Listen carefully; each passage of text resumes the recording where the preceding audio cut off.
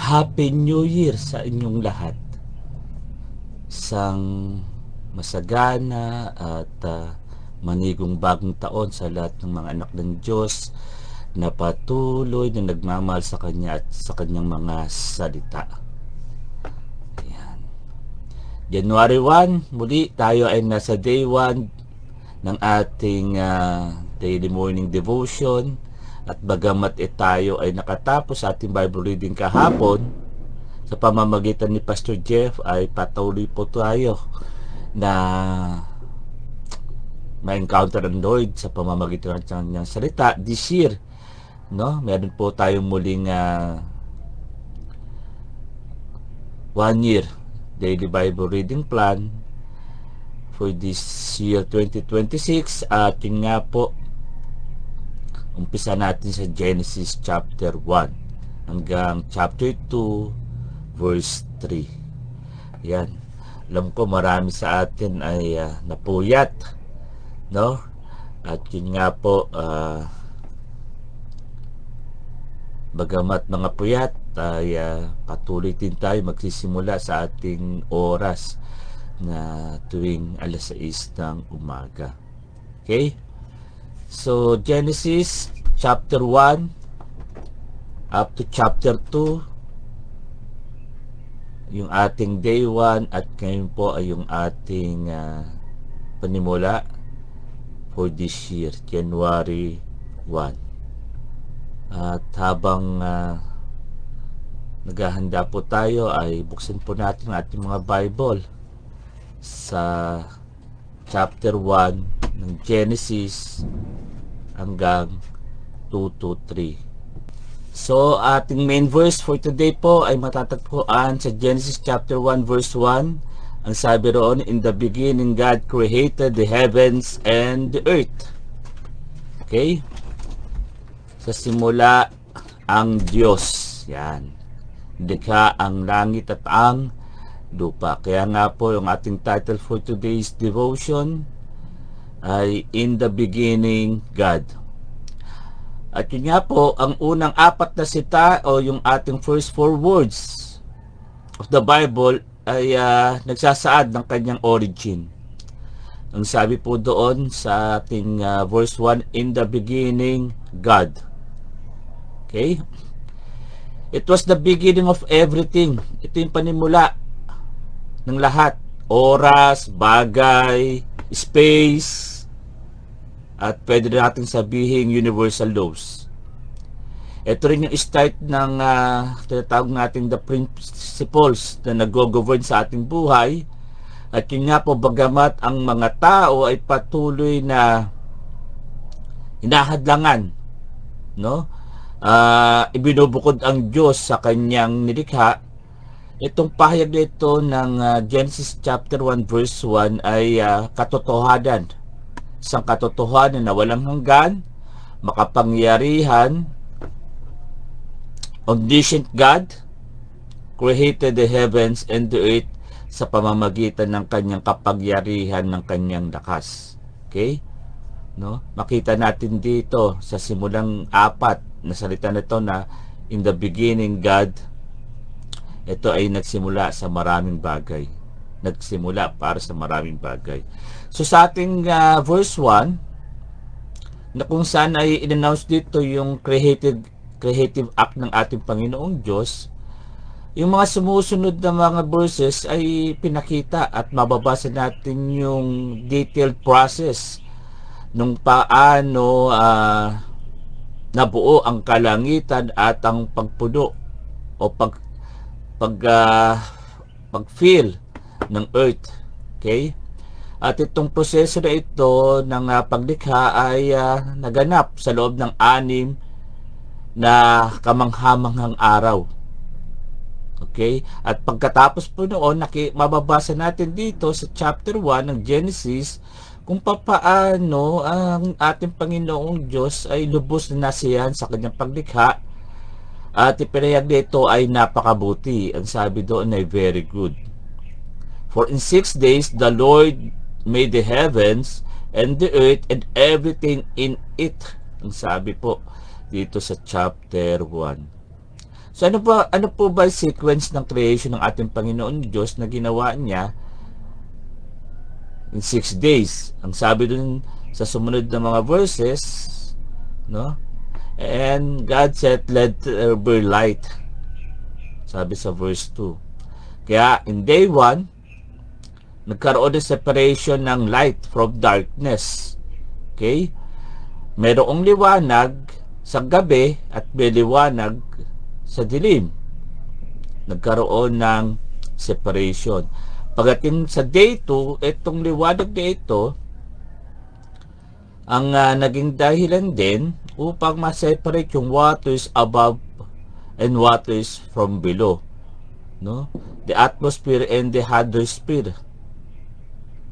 So ito po yung day 2. Ang day 3, yung lupa at ang mga dagat at lahat ng uri ng mga halaman, vegetation, no, katulad ng mga halaman at mga puno ng prutas. Sa day 4, binigyan ng details yung liwanag sa umaga at sa gabi sa pamamagitan ng araw, ng buwan at mga bituin upang sila ang mag-govern sa umaga at sa gabi. At ito rin yung magbibigay ng tanda ng mga panahon at ng mga taon. Kaya tayo may mga calendars, no? At bakit may mga different seasons sa pamamagitan ng ika-4 na araw. At ang ika-5 araw, yung mga nilalang sa dagat katulad ng mga iba't ibang uri ng isda at yung mga ibon sa himpapawid. Ito po yung ating nakita at nabasa in day 5.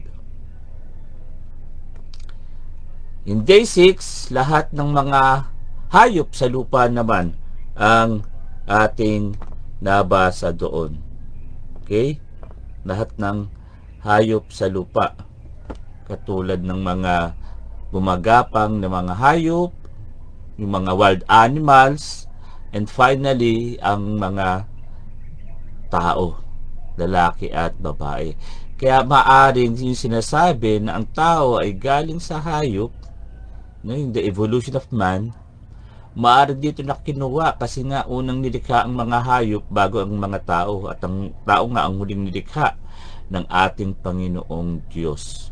So after creating everything, nakita ng ating Panginoong Diyos ang kanyang ginawa at tinawag niya itong napakabuti, very good.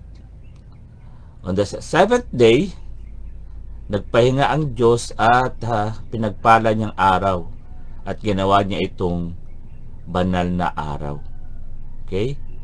God rested and blessed the day, marking it holy.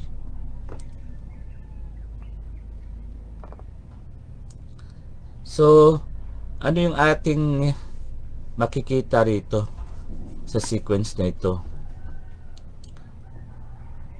Hindi lang ito mga visible creation sa langit at sa lupa ang nilikha ng ating Panginoon Diyos.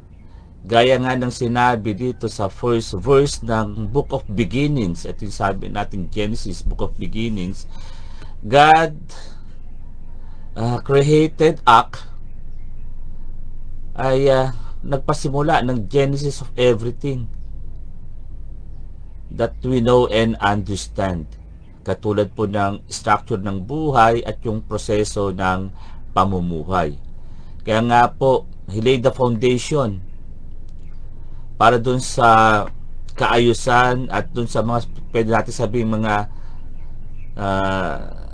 komplikado na nakikita natin ngayon mula sa himpapawid, sa lupa, yun nga po doon sa atmosphere dito sa lupa at hydrosphere doon sa kalangitan. Itong mga ginawa na ito ng ating Panginoong Diyos ay nagbigay buhay at liwanag. At ito rin ay nagpasimula ng pag-aasawa at mga pamilya, mga wika at mga tao, yung pwede natin sabihin yung governments and sovereignty, no? Sunod-sunod na to mula nung nilikha ng Diyos ang langit at lupa. Nagkaroon din ng kultura at ng mga sibilisasyon, science and music, at lahat ng pinagbabatayan ng buhay ay nagpasimula. So, ang sabi doon sa Genesis, Bereshit bara Elohim, in the beginning God, ito yung pwede na natin makita kung paano yung glimpse ng isang makapangyarihang Diyos ay pinakita sa sangkatauhan. Okay? Bereshit bara Elohim, in the beginning God, ang Diyos ay pinili, no? Pinili na maingat ang pangalan na kanyang ginamit. Pangalang Elohim. Anong ibig sabihin ng Elohim? The strong one, the powerful God. Ito po yung kanyang literal na pangalan na ginamit doon sa first verse ng chapter 1. In the beginning God, in the beginning Elohim, the strong, powerful God. Kaya nga po, knowing God as Elohim, the strong God, no? Para bang kahit na sabihin natin strong siya, powerful siya, para lang itong isang napakaliit na patak sa isang balde. Kung ating titignan ang kanyang pagiging Diyos, no? Dahil nga napaka unfathomable, no? Beyond comprehension ang nature ng ating Panginoong Diyos. Kaya po, in the beginning, Elohim, in the beginning, the strong, powerful God, ay talagang sa kanyang nature, iisa pa lang yung Elohim. Kaya po, napaka-mystery ng nature ng Panginoon Diyos. And the mysterious name of God, nga po, doon din nagsimula yung tinatawag nating yung kanyang power of His spoken word, the power of His written word, the power of His living word, and the grace of the incarnate word, which is our Lord Jesus Christ. That's why napaka-amazing po ng ating Panginoong Diyos. Kaya po napakahalaga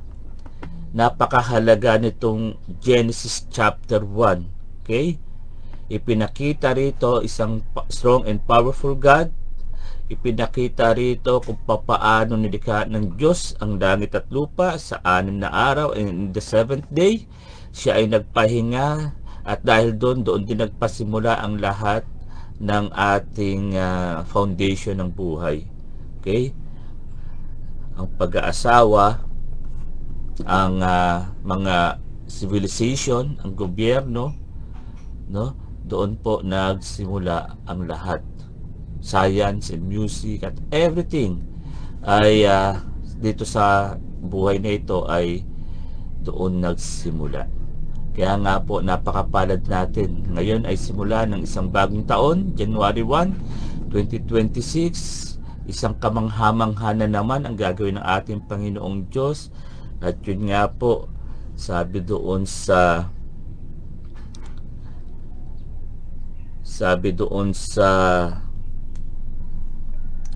Joshua 3:5, sa ating pagtatapos.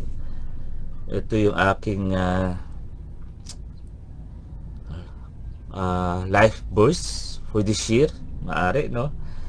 Ang sabi dun sa Joshua 3:5, consecrate yourselves, for tomorrow the Lord will do amazing things among you. Consecrate, pabanalin ang ating mga sarili, dahil gagawa ang Diyos ng kamanghamanghang bagay para sa bawat isa sa atin. Kaya nga po, very exciting this 2026. Bagamat may mga apprehension, alam natin ang Diyos ay patuloy na nasa sa atin. So tayo pong lahat ay manalangin at pagpasalamat sa isang bagong taon na ibinigay ng Diyos para sa ating lahat. Okay, let's pray. Yes, Father God in heaven, Lord, marami pong salamat sa isang bagong taon. Muli, andito kami, buhay, malalakas, punong-puno ng kagalakan, bagamat may mga apprehension, may mga doubts, dahil sa nangyayari sa aming mga paligid. Still, O Lord, Ikaw ang Diyos na bagamat bago ang taon, ay hindi nagbabago kailanman sa aming mga buhay, sa aming mga pamilya, sa aming mga trabaho, negosyo, at especially, Lord, sa iyong banal na simbahan.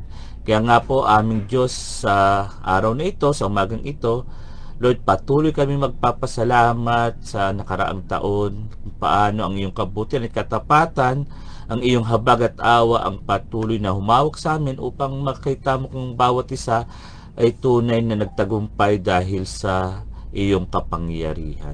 Kaya ang aming dalangin, Panginoon, para sa taong ito ay patuloy na samahan mo kami sa mga pagdaraanan namin, Panginoon. Makita namin ang iyong pagkilos, ang iyong paghawak sa amin, at patuloy na maging mapagpasalamat kami. Hindi lamang sa mabubuti at magandang bagay, higit sa lahat, mapagpasalamat kami dahil sa kabila ng lahat na pwede naming maranasan sa taong ito na hindi kaaya-aya, alam namin, O Lord, ang iyong presensya ay hindi iiwan sa amin magpakailan pa man. Marami pong salamat, O Lord, sa bawat isang anak mo, O Lord, na talagang pinagpala mo at patuloy na pagpapalain dito sa taong ito. Pinupuri ka namin, O Lord. We love you and thank you for loving us first.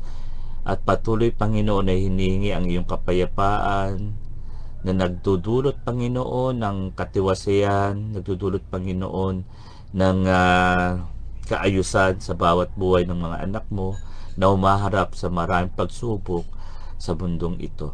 Samahan mo kami, Panginoon, at patuloy na yakapin mo kami. Sa pangalan ni Jesus, ang lahat ay magsabi ng Amen, Amen, and Amen. Kaya kapatid, muli tayo ay pinagpala ng nakarang taon at muli pagpapalain this year sa pamamagitan ng mga salita ng Diyos, ng kanyang presensya, at higit lahat sa lahat ng kanyang habag at awa, mercy and grace. Isang magandang umaga po at manigong bagong taon sa lahat po, sa ating lahat. Yun lang man po, at patuloy tayong mag-enjoy this year sa bawat ginagawa, sa bawat mga desisyon, at sa ating mga pasisimulan, no? This 2026 lamang po, at magandang umaga po sa ating lahat.